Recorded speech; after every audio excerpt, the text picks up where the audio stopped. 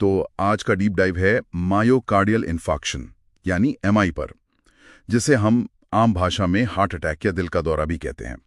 हमारे पास कुछ research papers और नोट्स हैं इस पर, और हमारा मिशन है हमेशा की तरह इन स्रोतों से जो सबसे जरूरी जानकारी है उसे निकालना और आसान भाषा में समझना। तो चलिए शुरू करते हैं। हाँ, ये वाकई एक बहुत जरूरी विषय है। अगर WHO के आंकड़े देखें तो हर साल लगभग 18 करोड़ मौतें सिर्फ हृदय रोगों से होती हैं। ये दुनिया भर की कुल मौतों का करीब 31% है, और इनमें से भी लगभग 85% मौतें दिल के दौरे और स्ट्रोक की वजह से होती हैं। तो मतलब ये आंकड़े ही बताते हैं कि ये कितना महत्वपूर्ण है। ये तो काफी चौंकाने वाले आंकड़े हैं। तो इन स्रोतों के हिसाब से शुरू करते हैं बिल्कुल बेसिक से। ये मायोकार्डियल इन्फार्क्शन आखिर होता क्या है? देखिए, आसान शब्दों में कहें तो दिल को काम करने के लिए खून चाहिए होता है ना? हाँ, बिल्कुल। तो दिल की मांसपेशियों तक जो नसें खून पहुंचाती हैं, जिन्हें कोरोनरी आर्टरी कहते हैं, जब उनमें से किसी में अचानक कोई ब्लॉकेज, कोई रुकावट आ जाती है, तो खून का बहाव उस हिस्से तक या तो रुक जाता है या बहुत कम हो जाता है, और खून ना मिलने से दिल की मांसपेशी का वो हिस्सा वो डैमेज होने लगता है या मरने लगता है। इसी को दिल का दौरा कहते हैं। अच्छा, मतलब खून की सप्लाई में अचानक रुकावट। और इन स्रोतों में इसके मुख्य कारण क्या बताए गए हैं, या रिस्क फैक्टर्स कह लें?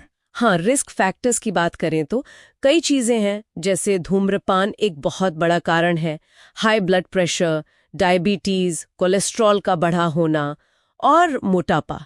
ये कुछ मेन चीजें हैं जिनका जिक्र बार बार आता है।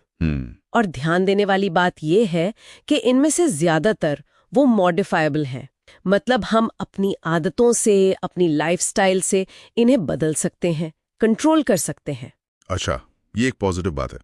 तो अगर किसी को ये हो रहा हो, मतलब दिल का दौरा पड़ रहा हो, तो क्या लक्षण होते हैं? वो जो फिल्मों में दिखाते हैं, सीने में तेज दर्द, क्या वही होता है हमेशा? हाँ, सीने में दर्द या दबाव या जकड़न जैसा महसूस होना, ये सबसे कॉमन लक्षण है।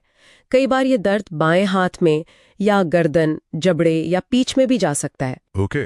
लेकिन, और ये बहुत जरूरी है समझना, लक्षण हमेशा इतने क्लासिक नहीं होते। कुछ लोगों में, खासकर महिलाओं में या बुजुर्गों में, लक्षण थोड़े अलग हो सकते हैं। जैसे कि? क्या अलग हो सकता है? जैसे अचानक सांस फूलना या बहुत ज्यादा थकान महसूस होना बिना किसी कारण के, जी मिचलाना या उल्टी आना, ये भी लक्षण हो सकते हैं।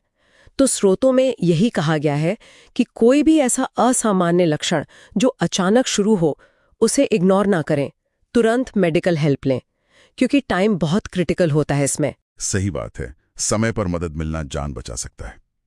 अच्छा, तो लक्षण पहचान लिए, मदद मिल गई, अब इसके बाद क्या? मतलब इलाज और लॉन्ग टर्म मैनेजमेंट के बारे में क्या जानकारी है इन स्रोतों में? हाँ, तो मैनेजमेंट के दो पहलू हैं।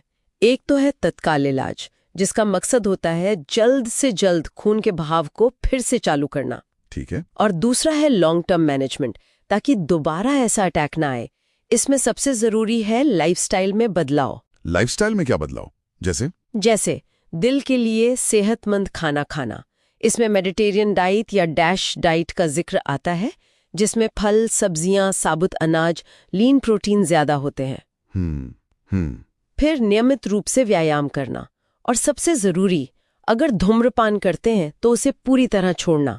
और दवाओं का भी जिक्र नोट्स में, एस्पिरिन, स्टेटिन्स, ये सब? हाँ, बिल्कुल, दवाएं बहुत जरूरी हैं और डॉक्टर की सलाह से नियमित लेनी होती हैं। जैसे एस्पिरिन या दूसरी एंटीप्लेटलेट दवाएं हैं, वो खून को जमने से रोकती हैं, पतला रखती हैं। ओके। स्टैटिन्स कोलेस्ट्रॉल कम करती हैं। बीटा ब्लॉकर्स हैं जो दिल की धड़कन और ब्लड प्रेशर को कंट्रोल करके दिल पर लोड कम करते हैं।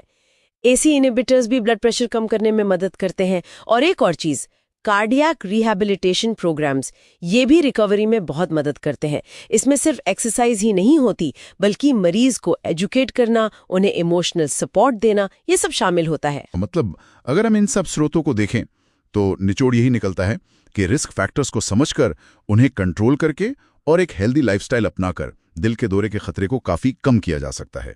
रोकथाम मुमकिन है, हाँ, बिल्कुल मुमकिन है।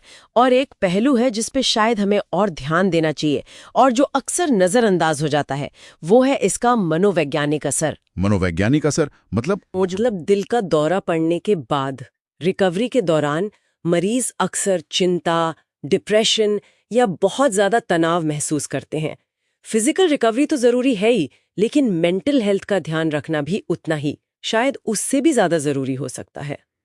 ये तो सोचने वाली बात है। हाँ, कि कैसे हम रिकवरी प्रोसेस में मरीज की मेंटल वेलबींग को और बेहतर तरीके से सपोर्ट कर सकते हैं, क्योंकि ये पूरी तरह ठीक होने के लिए बहुत अहम है। इस पर अक्सर कम ध्यान दिया जाता है।